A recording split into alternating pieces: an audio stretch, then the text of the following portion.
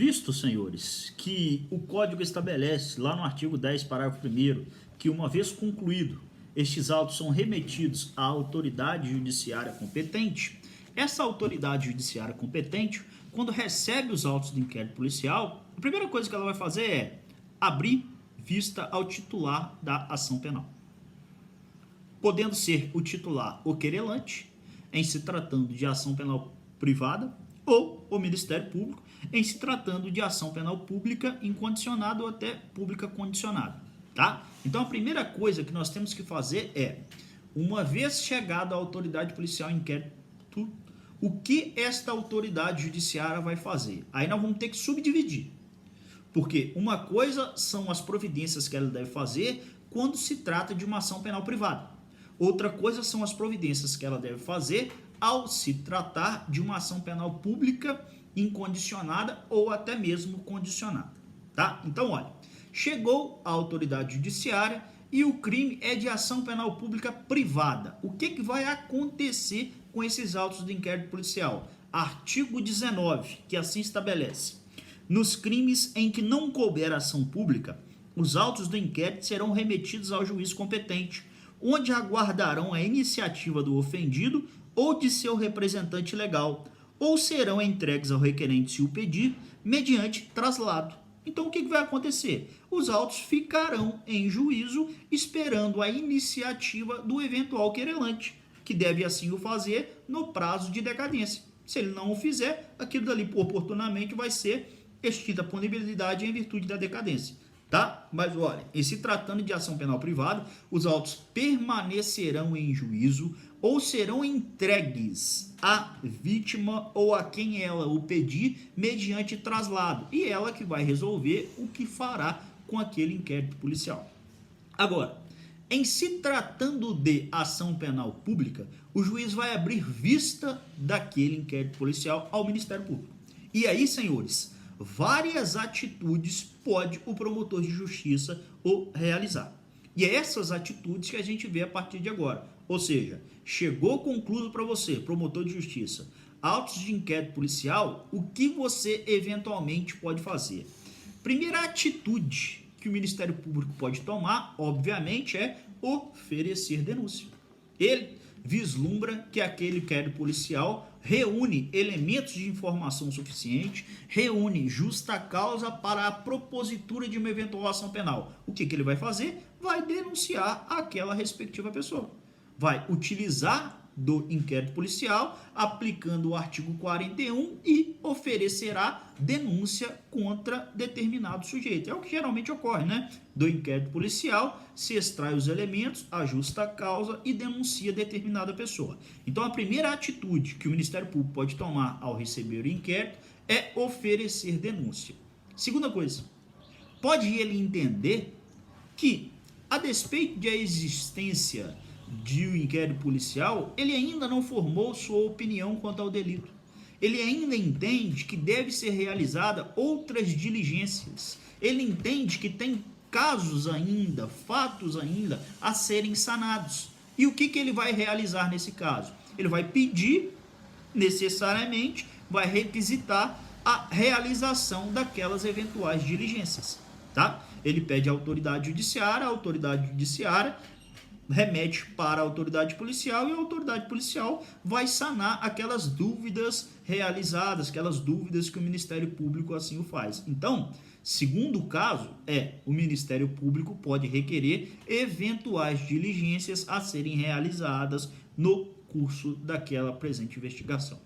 Atentos para um detalhe, se o sujeito estiver preso, não há que se falar eventualmente em prorrogação do inquérito policial, salvo nas hipóteses em que o mesmo assim pode ser feito nos termos da lei, e outras diligências.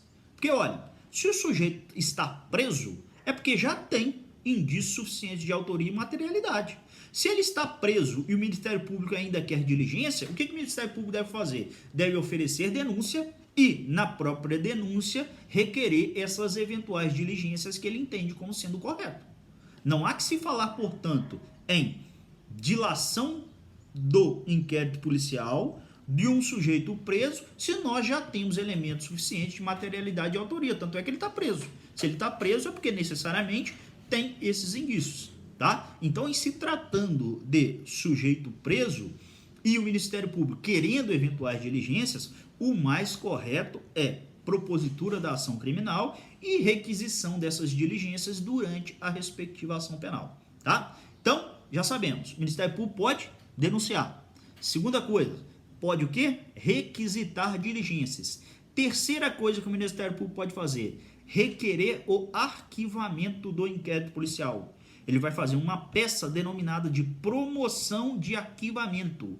Ele vai entender ali que não tem, eventualmente, razão para denunciar aquele sujeito.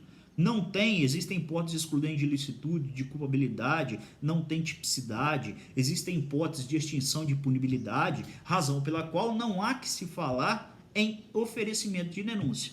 Em relação ao indiciamento, eu vou abrir na próxima aula um tópico só de arquivamento de inquérito policial. E aí a gente vai aprofundar mais nessa diligência que pode ser feita pelo Ministério Público, tá? Não é nem diligência em si, nesse pedido que o Ministério Público pode fazer, porque ele é mais complexo do que os demais. Aqui, só para vocês anotarem no caderno de vocês, que a terceira coisa que o Ministério Público pode fazer é requerer promoção de arquivamento. Tranquilo? Outra coisa que o Ministério Público pode fazer é: eu não sou competente para promover essa ação penal. Chega lá o inquérito policial, o Ministério Público verifica o seguinte: opa, isso aqui não é de alçada do Ministério Público Estadual, e você é promotor estadual. Isso aqui é de alçada do Ministério Público Federal. O que você vai querer? O que você vai fazer nesse caso? Você vai requerer a denominada declinação de competência. Você vai fazer uma petição para o juiz no seguinte termo: o senhor magistrado, o senhor está vendo esse inquérito policial aqui? Esse inquérito policial está investigando um crime de moeda falsa, por exemplo. Crime de moeda falsa não é de competência da Justiça Estadual. Se não é de competência da Justiça Estadual, remeta esses autos ao Juízo Federal para que lá, naquela respectiva localidade, se dê início à ação criminal do caso em concreto. Então, senhores, a quarta hipótese, a quarta coisa que o Ministério Público pode fazer, pode requerer, é declinação de competência. O que é isso? Ele entende que naquele caso em concreto, ele não é competente para a propositura daquela eventual ação penal. Então ele requer ao juízo que decline a competência para o juízo competente. Tranquilo? E por fim, senhores, quinta coisa que pode acontecer: conflito de competência. Lembra desse promotor desse crime de moeda falsa que disse que ele não é competente e requereu ao juiz para remeter lá para o juiz federal, porque o crime é de moeda falsa, razão pela qual eles não tinham competência para agir naquele caso? Aí chegou o inquérito lá no juiz federal. Aí o juiz federal, o que ele fez? Abriu vista para o Ministério Público. O Ministério Público falou o seguinte: porra, isso aqui não é crime de moeda falsa, não. Isso aqui é uma falsificação grosseira. Qualquer retardado vai pegar essa moeda aqui e vai aferir de fato que isso aqui é algo grosseiro. E se é algo grosseiro, não há que se falar em crime de moeda falsa. Isso aqui é um típico estelionato. E se é estelionato, é crime de competência da Justiça Estadual. E aí a gente criou o quê? Criou um impasse entre a Justiça Estadual e a Justiça Federal. Nestes casos, senhores, não pode o Ministério Público lá do Juízo Federal dizer: não, quero que decline a competência para a Justiça Estadual. Ele não pode fazer isso porque o promotor da Justiça Estadual já falou, já entendeu que ele não é competente para atender, para aferir, para trabalhar naquele caso em concreto. Nessa hipótese, o que ele tem que pedir é suscitar um conflito de competência para que os autos sejam remetidos à autoridade judiciária superior a ambos. E essa autoridade judiciária superior a ambos é que vai decidir qual juízo será competente, se será da Justiça Estadual ou se será da Justiça Federal, tá? Então, quando há a suscitação de conflito de competência, Ocorre nos casos em que eu já tenho uma decisão judicial onde um outro juiz já disse que não é competente para o caso. E se esse outro juiz já disse que não é competente, eu não posso pedir declinar a competência para ele, porque ele já disse que não é competente. Então eu tenho que suscitar o conflito de competência para que a autoridade superior a ambos aqueles órgãos diga qual é a autoridade judiciária competente para o prosseguimento do caso. Então saibam, senhores, que remetido o inquérito policial à autoridade judiciária, a autoridade judiciária vai fazer o quê? Se for crime de ação penal privada, vai ficar em cartório aguardando as diligências, aguardando o que a vítima quer fazer com aquele inquérito.